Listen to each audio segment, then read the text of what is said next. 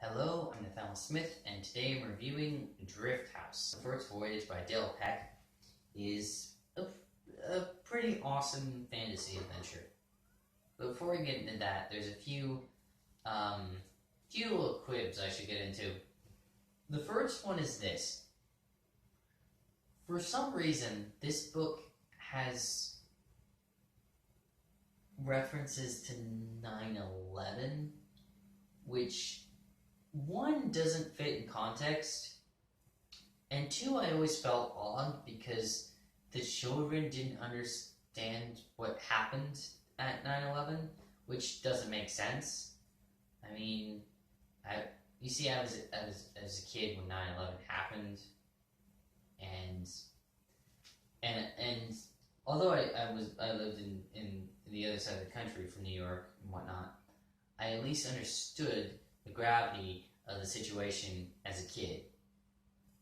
So I don't understand how these three kids could be so dumbfoundedly misunderstanding the situation and the gravity of it and just going, what? 9/11? Because that's kind of what was happening.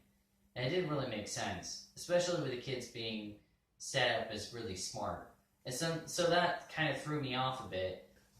But thankfully, that weird referencing stuff to 9/11 is mostly only at the very beginning of the book. There's only a few sparse references in the middle and barely at the end. And yeah, that aside, the main story itself is really great. It's a fun adventure. It has some surprisingly nice dark edges, appropriate dark edges for a children's book. That's really good, especially towards the end. A few good characters end up sadly. Well, I won't. I can't say because that would be spoiling it. But the adventure itself is awesome.